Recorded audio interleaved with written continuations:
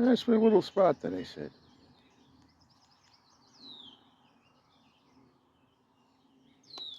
It's actually a blanket that somebody put me on while I was asleep at an airport. Although it was probably something that they were told to do, I still appreciate it.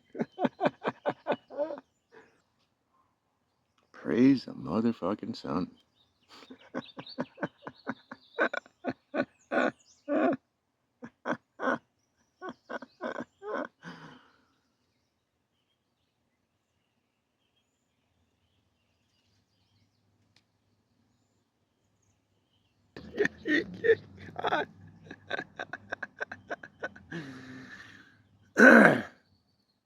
I knew that chipmunk was going to get caught.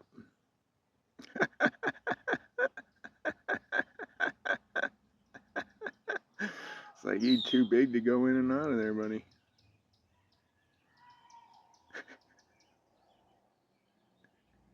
So his size didn't matter at all. I just had a feeling. What's up, eh?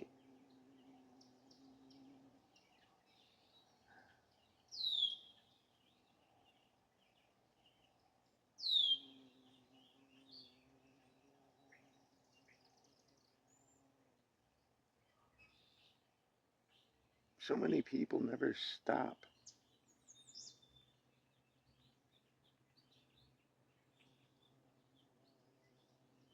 From the time they wake up, their mind has a hold of them, and it doesn't let go.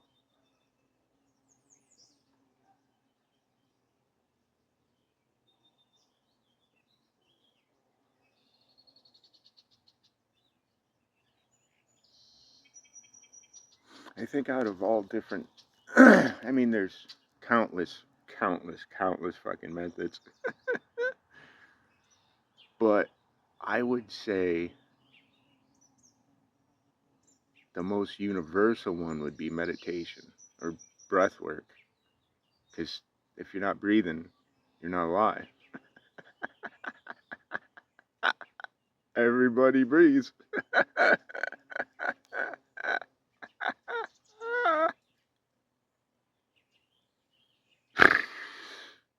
You can afford to take, 10 minutes to focus on breathing.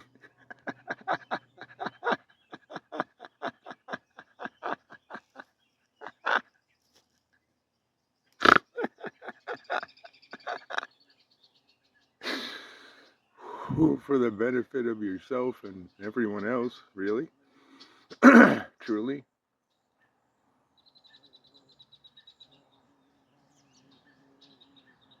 And I don't know if it's the ego that resists it, but something resists it.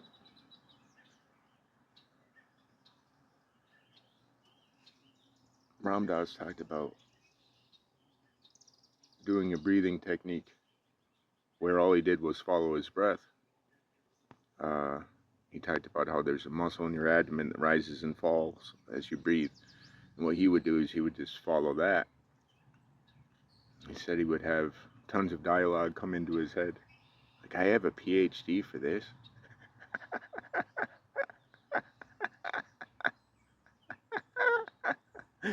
This is never going to work.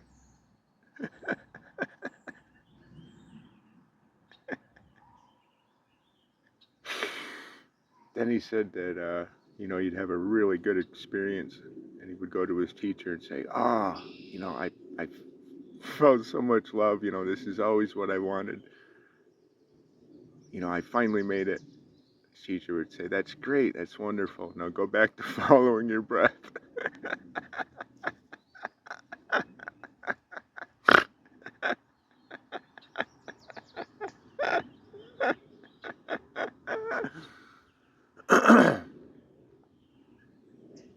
But whether you're, retaining your breath or just following your breath, just aware of your breathing or focused on it, you notice that your mind is constantly trying to grab you. It's like you're watching a river, and it's not just leaves floating in the river. There'll be like a fucking hand, an alien, a sports car, a woman,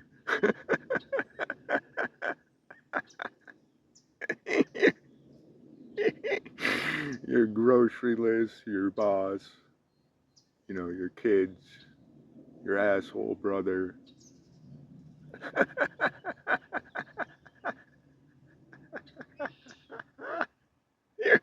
your annoying aunt, you know, just every sort of thought just pops up. And what you do is you just sort of give it a head nod, like, yeah, you're there. I'm going back to the breathing. I see.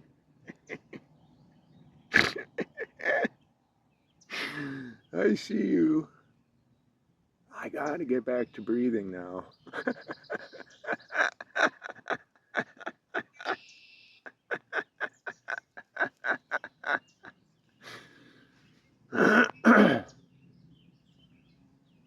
And you start to see just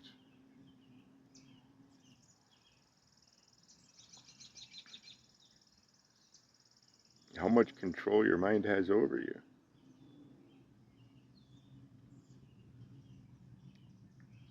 And the more you do it,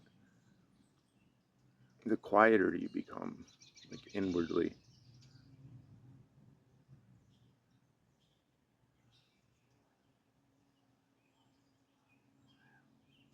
Because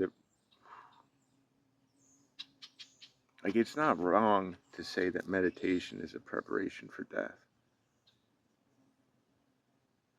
Because, I mean, it's really what is, it's not preparing you to die, but to die to yourself, to die to who you believe yourself to be.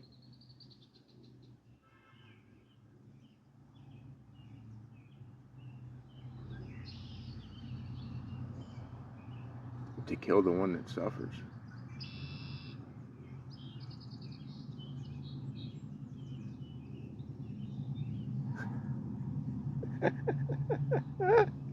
You know, some people have visions where, they encounter like a god or a goddess, which I have had. It was very brief, but it was a very beautiful vision where a purple naked woman flew through my chest, like through my heart. That was interesting.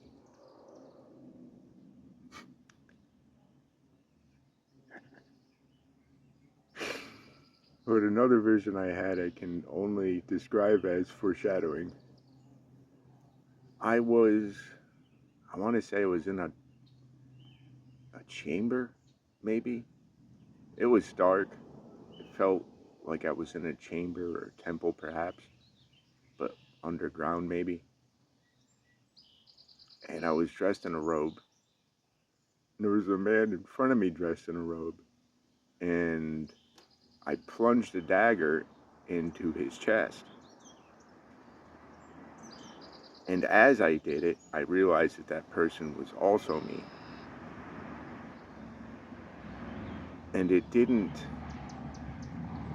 scare me. Like, I wasn't disturbed by it. In fact, it felt pure, natural. I mean, that was some time before I kicked the butt, so to speak.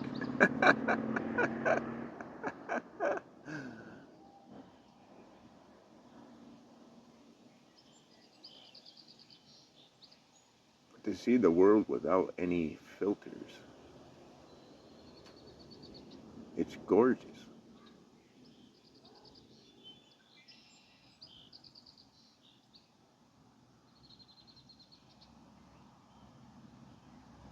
Every person is different. Even every animal is different. Every tree, it's all, yet all stems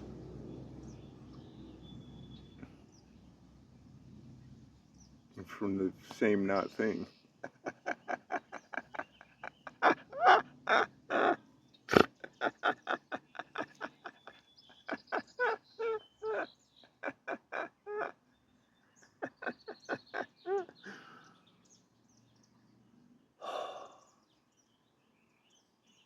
And I'm really glad I could save that chipmunk. I mean, I was pretty confident I would be able to get him out. Like, even if I was gonna have to, like, cut one of his toes off, which I really, really did not want to do that, but, you know, if that's where it had to go, I wasn't gonna let him die.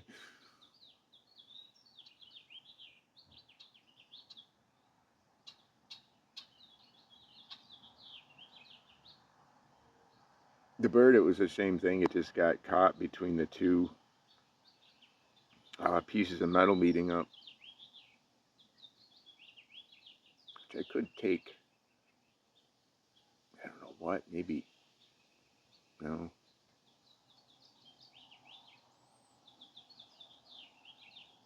Actually, I just got a big old ball of hemp. It's actually a hemp wick, but it's hemp. You can use it for anything. Maybe make something out of it. I think that would be cool. But I might be able to wrap that around it to kind of prevent any further creatures from getting their paws and or feet stuck in it.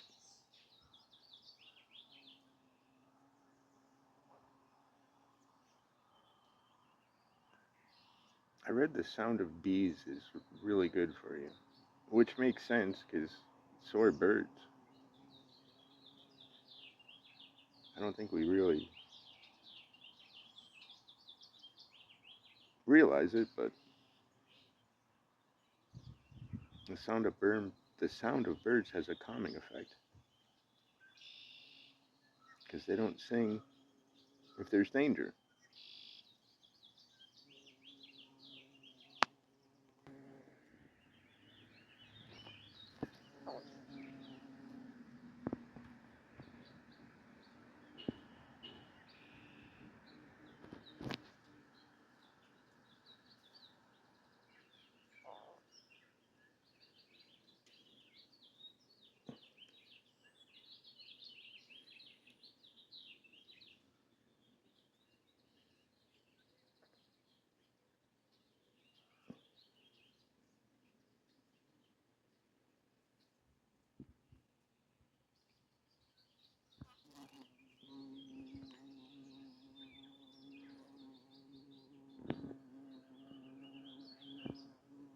I think it might be tired. I don't know. Maybe not. Nope.